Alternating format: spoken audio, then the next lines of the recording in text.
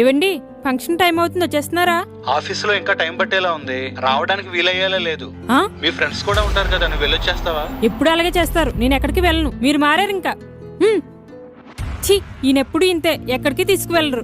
ఏమైందమ్మా అలా ఉన్నావు? అబ్బాయి వస్తున్నాడంట? రావట్లేదంట అత్తయ్యగారు, ఎప్పుడు ఇంతే కదా. అదేంటమ్మా అలా అంటున్నావు? మరేంటి అత్తయ్యగారు, రెడీ అవ్వమంటారు, మళ్ళీ నాకు కుదరట్లేదంటారు. మరి ఎలాగా చెప్పండి? ఆఫీసులో వర్క్ ఉంటది కదమ్మా, నువ్వు అర్థం చేసుకోవాలి. మరి అలాంటప్పుడు నన్ను రెడీ అవ్వమండు ఎందుకు అత్తయ్యగారు? మొన్న బయటికి తీసుకెళ్తా రెడీ అవ్వు అన్నారు. రెడీ అవ్విన తర్వాత ఫోన్ చేసి నేను రావడం లేదు అన్నారు. ఇది కరెక్ట్ కాదు కదా అత్తయ్యగారు, ప్రతిసారి ఇలాగే చేస్తున్నారండి. మరి ఏం చేయమంటారు కోపడకుండా?